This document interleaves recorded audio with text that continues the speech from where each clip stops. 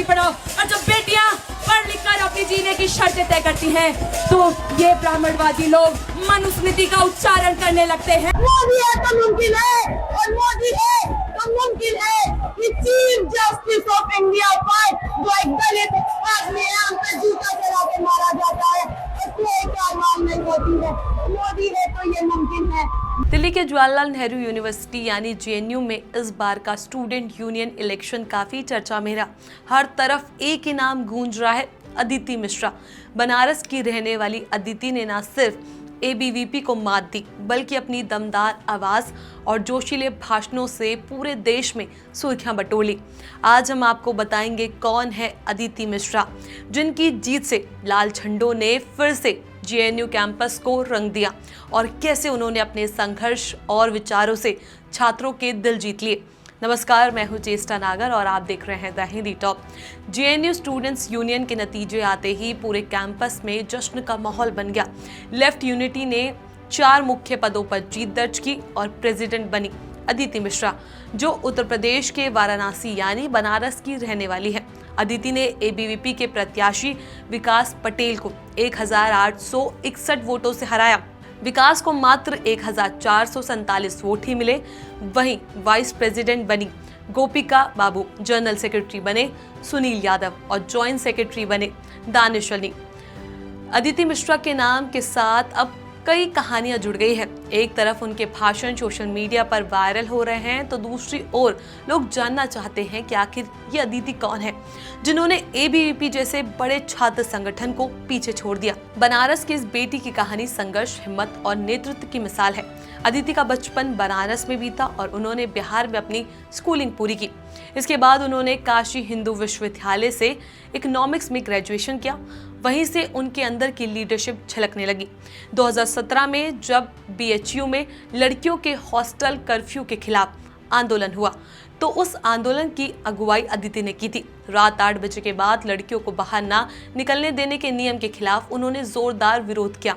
आखिरकार बीएचयू प्रशासन को झुकना पड़ा और ये नियम खत्म कर दिया गया। यह अदिति की पहली बड़ी जीत थी और इसी ने उन्हें बतौर नेता पहचान दी। ग्रेजुएशन के बाद अदिति पौंडीचेरी यूनिवर्सिटी के साउथ एशियन स्टडीज में मास्टर्स की।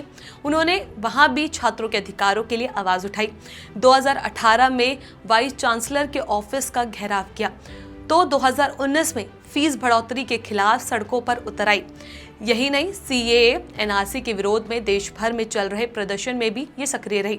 Aditi all India students association AISA से जुड़ी है, जो लेफ्ट यूनिटी का बड़ा हिस्सा है। ये जेएनयू की आईसीसी की सदस्य भी है। उन्होंने हमेशा कोशिश की कि यूनिवर्सिटी की नीतियों में हर तबके के छात्रों के लिए जगह बने, चाहे वे किसी भी पृष्ठभूमि से क्यों ना हो। हाल ही में एक भाषण में उन्होंने यूनिवर्सिटी की स्थिति पर सवाल उठाते हुए कहा था, लाइब्रेरीज में जगह नहीं, जर्नल्स का एक्सेस नहीं और हॉस्टल्स में बिस्तरों पर पंखे गिर रहे हैं। ये कैसी शिक्षा व्यवस्था है?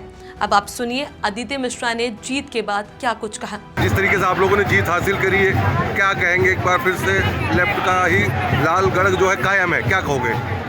ये लेफ्ट की पॉलिटिक्स की लेगेसी का नतीजा है। जेएनयू की सस्ती और अच्छी शिक्षा, जिसके वजह से इनके तमाम प्रोपेगेंडा के से लड़ते हुए हमारी पूरी स्टूडेंट कम्युनिटी हर बार इनको ये बताती है कि इनकी नफरत की, इनकी मिसोजिनिस्ट, इनकी कास्टिस्ट, इस्लामोफोबिक जो पॉलिटिक्स है, जेएनयू सालों साल रिजेक्ट करेगा। इनका जो कॉर्पोरेट मॉडल का जो एक प्रोपेगेंडा और कॉन्स्पिरेसी है कि ये शिक्षा को बेचेंगे कमोडिटी की तरह, जो चंद लोगों की जागीर होगी शिक्षा, उसके खिलाफ ये मैंडेट है। और ये मैंडेट है सस्ती अफोर्डेबल शिक्षा के लिए, मैंडेट है हेफा लोन मॉडल के खिलाफ, ये मैंडेट है एनईपी के खिलाफ। प्रेसिडेंट पद पे जीत कर आई हैं, क्या क्या खास मुद्दे रहेंगे जो जेएनयू कैंपस में आप करेंगे छात्रों के लिए? मुद्दों का जो लिस्ट है बहुत लंबा है, क्योंकि हम एक दशक से देख रहे हैं लगातार फंड कट हो रहा है। जीएस कैश से लेकर एमसीएम से लेकर डेप्रिवेशन पॉइंट, एनईपी, जेएनयू को लागू कराना से लेकर हमारा लाइब्रेरी इंफ्रास्ट्रक्चर से लेकर हॉस्टल इंफ्रास्ट्रक्चर, लैब इक्विपमेंट्स, बहुत लंबी लिस्ट है। उन सबकी लड़ाई हमें लड़नी है। कुछ पुराने यूनियन ने जो लड़ाइयाँ शुरू की थी, उन संघर्षों को को भी आगे लेके जाना है। तो ये थी जेएनयू की नई प्रेसिडेंट अदिति मिश्रा की कहानी।